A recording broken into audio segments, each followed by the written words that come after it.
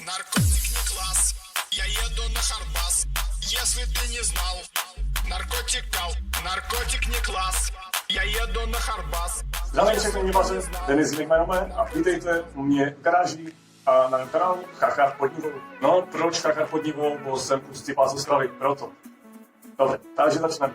Dostal jsem za úkol předělat úplně novou mladou Nivu, jako z vizuální stránky trošku zvednout tak dál, což v tomto videu všechno uvidíte. To video nebude o montáži, ale spíš o mé práci, co jsem na tom autě udělal a jak se to auto změnilo. Takže co všechno v tomhle videu uvidíte, co se bude mít na autě, a tady tomhle autě jak vypadá. Tak přijde do takového polepu bílo-zeleného-černého. A následně mu dodáme externí doplňky, ale nebude to úplně všechno. Tady začnu jmenovat přední přídavný nárazník, expediční zahrádka a žebřík, všechno od firmy F-Design. Budeme řezat do auta, jelikož budeme montovat šnorchlo a jak jinak, taky od firmy F-Design. S tím řezaním nebude konec, budu muset rozřezat lemy. Na podvězích budeme dávat rozšiřovače lemů, jelikož budeme na auto dávat bronťácké disky na gumách 235 75 15, což vede to auto. A samozřejmě budeme dávat bifkit 4 cm. A to ještě není všechno. Dáme od auto ochranný plech, šperku, mám pocit, že 4 mm, od motoru převodovky rozrovku, dále boční nášlapy, z Ruska jsme si nechali dotáhnout takové peckový zesílené, které mají možnost zvedání jak highliftem, tak i odvyknání zvedákem. Poté si asi rozebereme interiér, ne úplně celý, stropnici necháme a palubovku. Vytáhneme si tedy sedačky, kapce a uděláme kompletní otučení. Na konci videu udělám nějaké srovnávací video s mojí Nivou ručnosti. Dále co? Jo, LED, nápis na SPZ. A to ještě není všechno, ještě jedna důležitá věc. A to budeme mít spojkové přitačaky, jak hlavní, tak pomocný spojkový válce. Jelikož začali montovat na nové Nivy, mám pocit, že od roku 2016 pastové přitlačné válce, což je veliký problém, nevím jak u ostatních, ale u mě z praxe vím, že po 10 000 km nájezdu jeden z válců praskne a propadne se vám spojkový pedál, takže smůla a nikam neodjedete. Jedině na podvalu, takže se tomu rovnou vyhneme. Nechali jsme si objednat z Lada Poweru celý set. Stále ještě není všechno, přidáme na expediční zahrádku, LED rampy a to dopředu, dozadu a na bok. Protáhneme to skrz šnorchl, budeme dneska vážit tedy skrz šnorchl do interiéru přes pojistku a rovnou na přepínače. No a na závěr mi potom nebude zbývat nic jiného, než s autem zajet na geometrii, zkontrolovat odklony, nebo nastavit odklony a nastavit zadní nápravu. Což se vynechal, jelikož budeme dávat 4 cm krivky, tak jsme objednali i distanční tyče zesílené a regulovatelnou pankatskou tyč. A poslední věc, tu se omluvit, jelikož nemám žádnou pořádnou kameru, tak celé tohle video je natáčené na telefon. Ale kdyby to někoho zajímalo, tak to čau.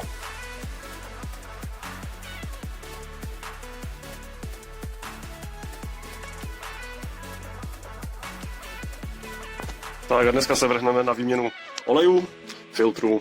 Máme tady všechny oleje pro celé auto od firmy Gazprom Neft. Do motoru budeme dávat 5V40, do převodovky a rozvodovky 75V90 a do diferenciálu předního a zadního 85V140, pokud se nepletu, není extra hustej. Vzduchový filtr a olejový filtr, všechno originál na Nivku. Je třeba to vyměnit, neboť nová Niva má ještě stále záběhové oleje, které se musí co nejdříve vyměnit. Tak, už nám to vytíká z rozvodovky, počkáme si ještě chvíli a za chvilku tam písneme 75V90 od Gazprom Neftu. Tak, máme doplněné všechny oleje, vyměněné filtry a teď jsme nainstalovali tady šperku, ochranu rozvodovky, převodovky a motoru.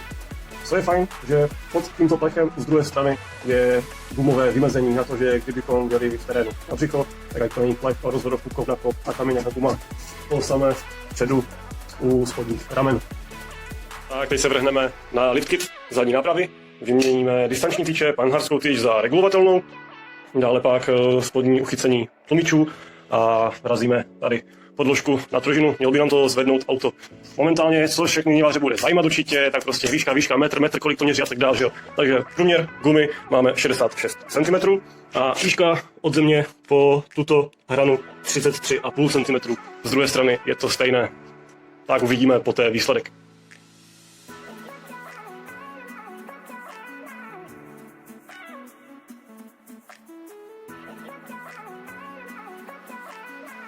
Tak, teď mě čeká ta nejméně zabavná část pro mě, a to odlučnit celé vozidlo.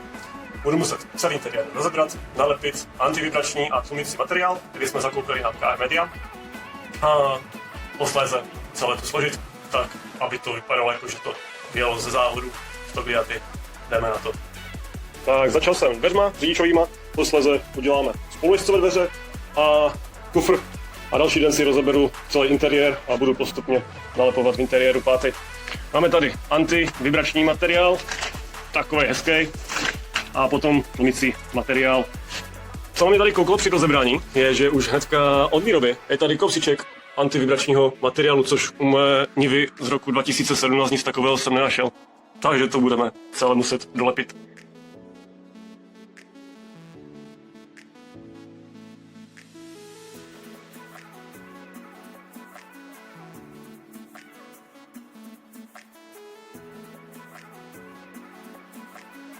Takže máme další den, teda další noc.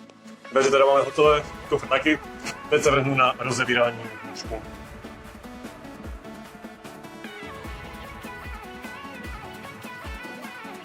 Takže první polovička je za mnou, rozebírání interiéru krátké kluky. Trvalo něco přes hodinku, nalepování antivibračního a tlumícího materiálu, hodinka a půl. Tak teď to všechno zpátky a zítra se vrhnout na předek. Máme už skoro 2 hodiny ráno, tak snad to stihnu, aspoň do těch 3. Zadní část interiéru teda máme složenou. Přidali jsme dozadu LED osvětlení z D-pásek a potom i do dveří od kufru. Mrkneme se na to, jak to hezky svítí.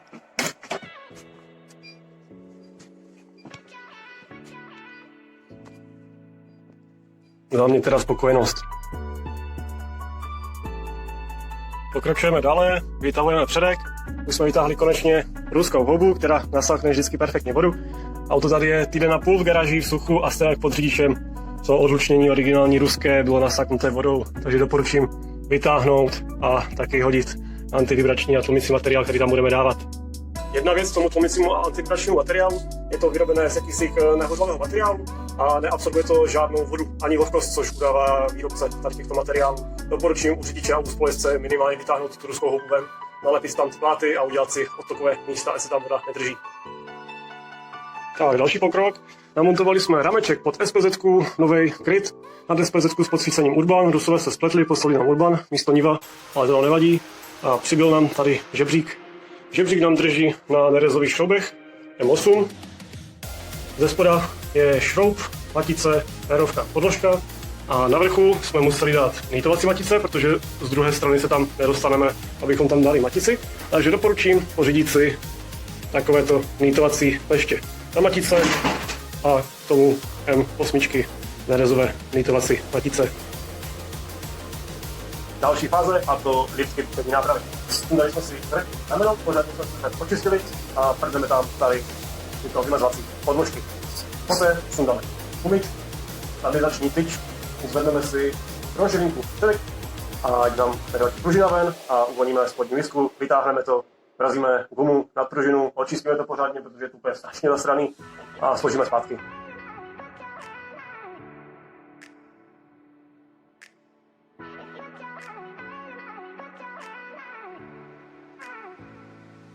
Za další pustil jsem se do montáže šnorchlu. Takový krásný šnorchl od F-Designu. Mají to dost dobře vymyšlený z vrchu. Mají připevňovací šroub, kde se dává taková malá plastová patka, která se nalepí na vrch, takže se nemusí vrtat do auta. No a teď si tady hraju ještě s filtrem vzduchu, tedy s airboxem. No a šnorchl máme na místě namontovaný, teď už mi zbývá auto zabalit, protože budeme řevat tady do přední kapoty. Musíme vykrojit daný profil, ať nám přesně sedne na tvar šnorchlu, kterým ostatní k tomu přibaleme šablonky z papíru, ty střižené, které si slepím, přiložím a naznačím. Nechám si tam trošenku vůli, tak ať neřežu rovnou na ostro, tak to máme hezký. Navíc k tomu přibalili i těsnění, takové těsnění, celkem jako nic moc podle mě. Já tam dám další, trošičku širší, tak ať to hezky vypadá, takže jdeme na to.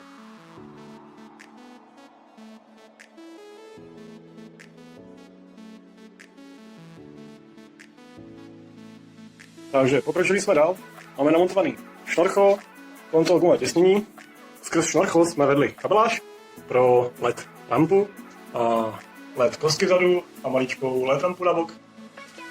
Kabeláž jsme schovali takto do plastové botinky, kterou jsme přichytli páskama k zahradce, takže máme LED lampu vpředu, 2 kostky na zadek, odtáhnu se tu a jednu malilinkatou na bok, tak ať řidič v noci nemusí vlézt do sraček.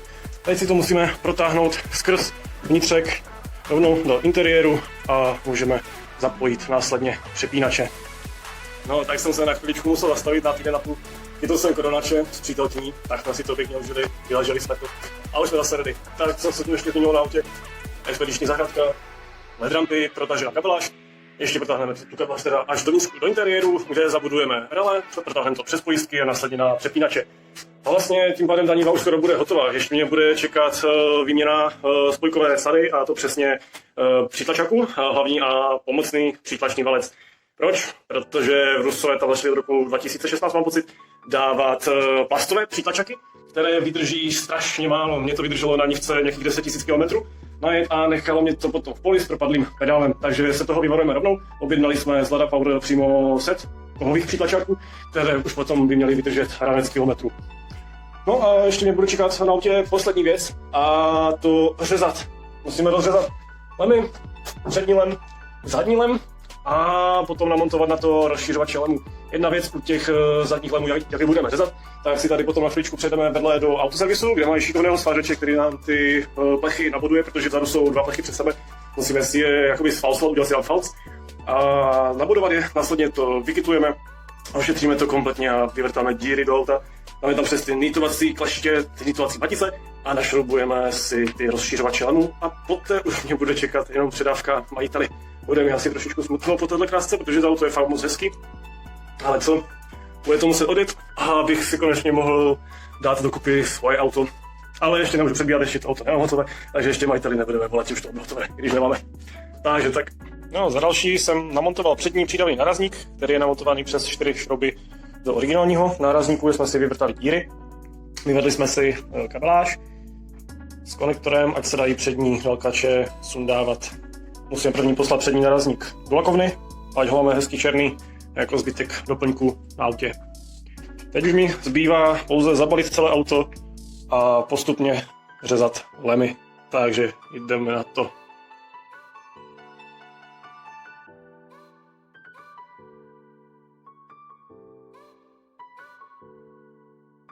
Lemy máme teda hotový, máme to za sebou konečně. Trvalo to několik hodin, museli jsme držet technologické přestávky, tak až vždycky barva pořádně vyschne.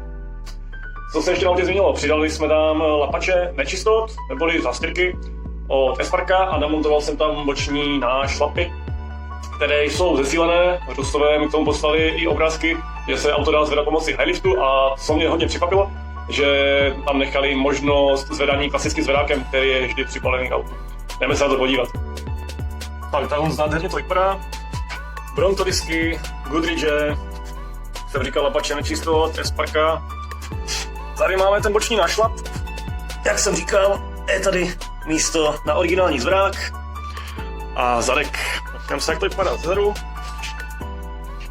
Je paráda. Ještě čekáme na věci z lakovny, tak tu nemáme nárazník. Tak a rychle to zčekneme, co už všechno máme. Tady expediční zahrádka, LED rampy, kabeláž provedená, šnorchel, přední kryt náporu, rozšířovač lemů, krásné disky, krásný nášlap, krásný interiér. Tady taky, jo, to je nádherný, tady hezké výdechy. Tady teda máme boční hodku, zadní kostky, žebřík, ledkový nápis, hudba, a chybí nám stále nárazníky.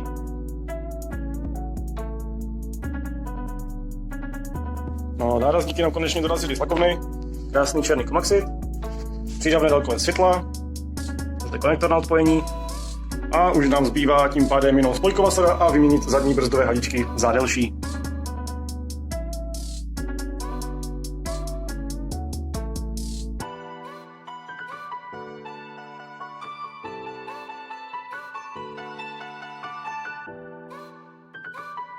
Brzdové hadice další jsou namontovány, tak teď už jenom vyjedeme s ním ven. Odzkoušíme to, jak se to auto chová, jak spadla hlučnost v autě a zkusíme si nějaký lehčí offroadek. Bude to celé pořádně umyjeme, vyleštíme a máme hotovo. Tak a ještě jsem slíbil výsledky, jak se nám auto zvedlo. Takže celkově v průměru o 8 cm díky liftkitu 4 cm a větším pneumatikám, které mají vnější průměr 71 cm. Tedy, co jsem naměřil. 38 cm výška spodního zadního prahu, dáme ukotvené prahy, 36 cm přední výška zadního diferenciálu, 24,5 cm a vpředu na přední nápravě, jak máme spodní ramena, tak vrchní uchyt, tak odtamať dolů kolmo 31,5 cm, takže myslím hodně slušný. Dokonce se pod to vleze flaška 1,5 litrová klasická matonka. Takže slušný.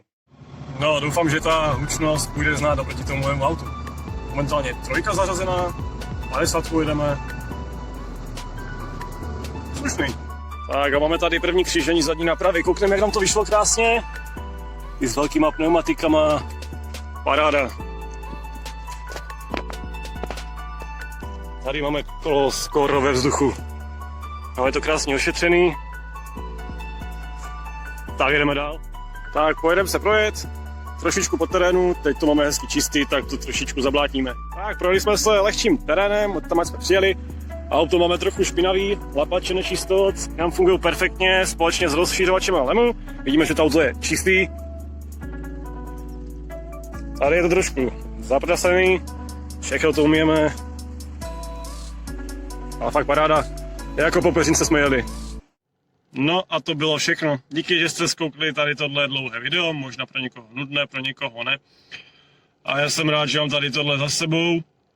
A na mém kanálu dále potom vidíte časem nějaké další videjka kratší, budu tam dávat videa i z montáží, ať to není jenom takové osekané, jak budu pracovat na svém autě, různé úpravy, mě tam čekají výměna kardanu, simmeringu, blá, blá, blá, blá, prostě toho bude hodně. Takže díky, mějte se, zdůř. Наркотикал, в школе в коробке сдавал. Наркота, отстойник класса, учит вас школа Харбаса. Нам Харбас.